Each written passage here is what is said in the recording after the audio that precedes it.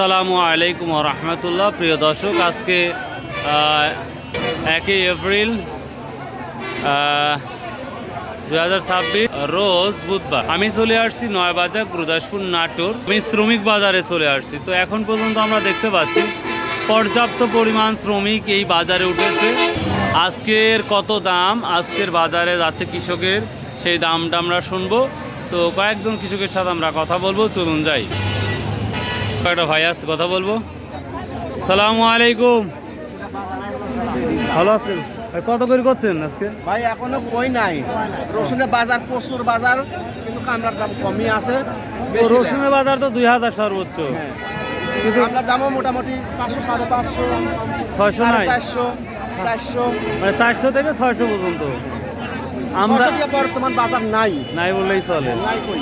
শ্রমিক তো বেশি আসছে দেখতে পাচ্ছি, আসতো কাজের সময় না, এই জন্য আরো বেশি আসছে দূর দূরান্ত। আচ্ছা আচ্ছা, আরো কয়েকজনের কথা। ভাই আজ কত দাম বললো?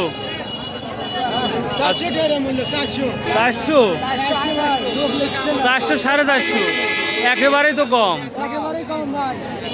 শুনতেছি 500-600 যাচ্ছে মানুষ। ওই হঠাৎ 500, 600, 500 দেয়। ও, আর 4-5 জন নিলে 400-450 করছে। প্রিয় দর্শক, আজকে যদি আপনাদের আমি দেখাই, আজকে এই নয়াবাজার গুরুদাসপুর নাটোর দামটা তুলনামূলক একটু কম যাচ্ছে, 400 থেকে 600 টাকা পর্যন্ত।